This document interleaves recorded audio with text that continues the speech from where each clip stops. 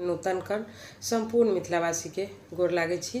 अहाँ सब लोग फिर से हम उपस्थित भेलहुँ हँ पाँचम दिन के कथा लऽ कऽ। पाँचम दिन मधुश्रावणी के कथा लऽ कऽ एलहुँ। संध्या के जन्म, संध्या के विवाह और एकटा गौरी के लटारम। तो ई तीनू एकेटा कथा में कहब तो अहाँ सब गोटा से आग्रह जरूर सुनब। तो सुनू अखनी कथा। मनाइन के घर में फेर से मनाइन गर्भवती भेलखिन। गर्भपुर भेला पर मनाइन के बड़ सुंदर बेटी जन्म लेलखिन। बेटी सबसे छोट देखऽ में हल्का श्यामता रंग छलनि, लेकिन संध्या बड़ सुंदर रहथिन। संध्या बड़ सुंदर रहथिन। छोटकी बेटी के बड़ लार दुलार प्यार से मनाइन पोसलखिन पाललखिन।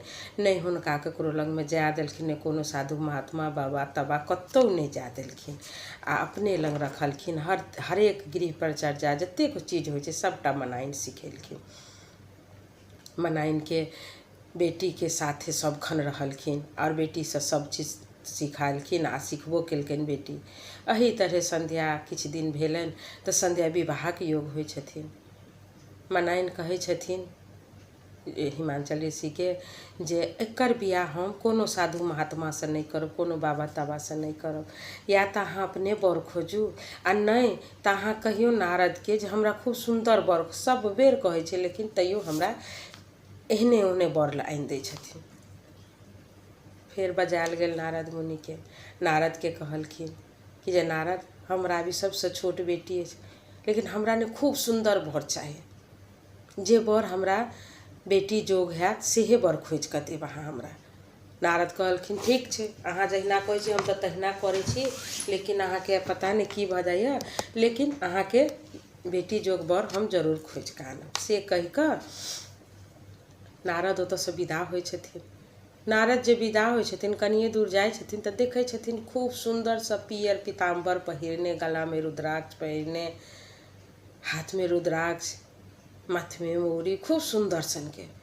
नारद के पहले नजर में कहै छथिन कि बड़ सुंदर, हमरा तो बुझाइ हिनका से सुंदर कतौ कोई भेटबे नहीं करत। महादेव लग जाइ छथिन, कहै छै महादेव कहै छथिन कतऽ जाइ छी, कहलखिन जे मनाइन के छोट बेटी छनि आ कहै छथिन हमरा सुंदर बर चाही। महादेव हंसऽ लगलखिन, कहलखिन हमरो से सुंदर कतौ भेटत। तऽ कहलखिन सही में कहै छी बड़ सुंदर छै, मनाइन से बेटी से विवाह करब अहाँ। तऽ कहलखिन हाँ करब, किया नहीं करब, जाउन कहियौन तैयारी करथिन हम आयब बराती लऽ कऽ। फिर संध्या के विवाह के खूब सजेलथि बजेलथि, बेटी के खूब सुंदर सा कपड़ा लत्ता पहिरेलथि, गहना गुड़िया पहिरेलथि। खूब अड़ोस पड़ोस में हकार नौत देलखिन, सबके अयलखिन जे आओ हमर बेटी के बियाह, एहि बेर हम कोनो कमी नहीं अपना बेटी के बियाह में छोड़ब। आ नारद के हम कहने छी हमरा बेटी ला सुंदर बर आनिहे।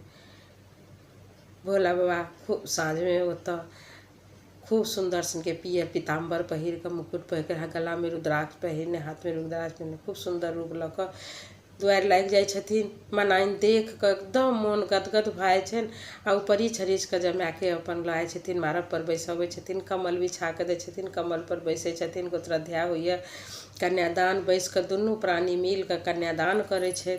परिछन अरिछन कऽ कऽ जे घर लऽ जाइ छथिन, अथी परिछन के बाद गोत्रध्याय सब करबै छथिन। फिर वेदी तर जाइ छथिन, वेदी तर जाइ छथिन तऽ फिर खूब सुंदर सा लाबा छिटाइए, सिंदूरदान होइए, कोबर में लऽ जाइ छथिन। कोबरो में खूब सुंदर सा अपन बेटी के से महुअक सब होइए, 4 दिन तक सिंदूरदान होइए, चतुर्थी होइए। एहिमे सारा शौक मनोरथ मनाइन के पूरा होइ छै। 4 दिन के बाद कहै छथिन जे हमरा विदागरी कऽ दिअ, हम कते दिन रहब। फेर से मर मिठाई पर सनिये से बारी बनबऽ लगै छै, तऽ कपड़ा लत्ता गहना गुड़िया महफा कहार डोली सब बजबै छथिन।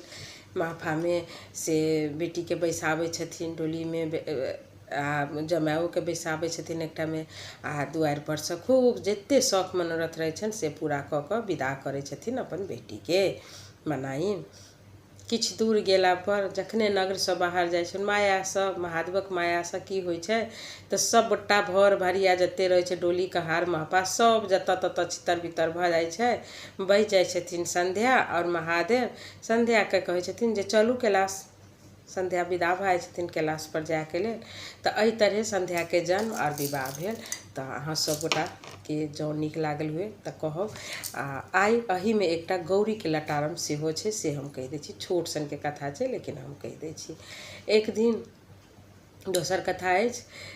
एक दिन गौरी महादेव कैलाश पर बैसल रहे छथिन तऽ कहै छथिन कि ये महादेव एकटा बात कहू। तऽ कहलखिन कहू। हम सोचै छी मृत भुवनमे लोक जेहन जे कर्म करतै तकरा तेहन फल भेटतै। तऽ कहलखिन की कहऽ चाहै छी। तऽ कहलखिन इएह चोरी छिनरपन कते रङ्गके चीज होइ छै, कोनो जे निशानी भऽ जैतै तऽ ओ आदमी ओ काम नहि करतै। महादेव कहलखिन ठीक छै, अहाँके इच्छा अछि तऽ इएह चीज भऽ जेतै। भऽ गेल। ओकरा बादमे जाकऽ महादेव अपन अङ्गनेमे रहैत गौरी गेलथि पानि लाबऽ लेल। अबैत रहथिन तऽ रस्तामे की देखै छथिन, एकटा बगलमे भट्टा, बाड़ीमे भट्टा फड़ल छै। बाड़ीमे बड्ड सुन्दर भट्टा फड़ल छै। ओ भट्टाके देख कऽ गौरीके मतलब रहल नहि गेलै। कहै छथिन कि मङ्गबै तऽ नहि देत, पहिल फड़ छै कहीं देत, जाइ छी चोरा लै छी। आगाँ पाछाँ तकलथि ककरो कथू नहि देखलथि। की केलखिन, एकटा भट्टा चोरा कऽ अपन खोइछमे धऽ कऽ आँचरमे आ नुका लेलथि। अङ्गना जाबैत एती ताबत इएह टाके नाङ्गर भऽ गेलनि गौरीके। आब तऽ गौरी माथ पर साड़ी धरती तऽ नाङ्गर उठि जाइ, माथ पर साड़ी धरथिन तऽ नाङ्गर उठि जाइ। परेशान भऽ गेलथि गौरी, साफ परेशान भऽ गेलखिन। तखन जाकऽ फेर महादेवके कहै छथिन कि ये महादेव दौड़ू ये महादेव। कहै छथिन ये की भेल गौरी, कथी लए एना करै छी। कहलखिन कि देखियौ ने हमरा की भऽ गेलै। महादेव कहलखिन कतहु किछु चोरा लेलियै की। आब तऽ गौरी लजा गेली। कहलखिन जाउ ये महादेव, अहाँके महिमा अहीँ जानू। बाप रे नहि दियौ कोनो निशानी तिशानी, ये एकरा हमरा हटा दिअ ये महादेव। हमरा तऽ बाप रे बाप केना ने केना मोन करैए, देह पर कपड़े नहि रहऽ दै नाङ्गर एतेक टाके भऽ गेलै। तऽ महादेव हँसऽ लगै छथिन आ ओ नाङ्गरके काटि कऽ आ मृत भुवन पर फेंक दै छथिन। नाङ्गर काटि कऽ जे मृत भुवन पर फेंकै छथिन तऽ वएह माल जालके पुच्छी भऽ गेलै। मृत भुवन पर जे फेंकै छथिन तऽ माल जालके पुच्छी रहै छै, वएह गौरीके नाङ्गर छलै। तऽ इएह छलै छोट सनके कथा गौरीके लटारम। तऽ अहाँ सब गोटाके केहन लागल, जँ नीक लागल हो तऽ अपन आशीर्वादके रूपमे लाइक शेयर कमेंट जहिना करै छी तहिना करब। धन्यवाद, गोर लागै छी।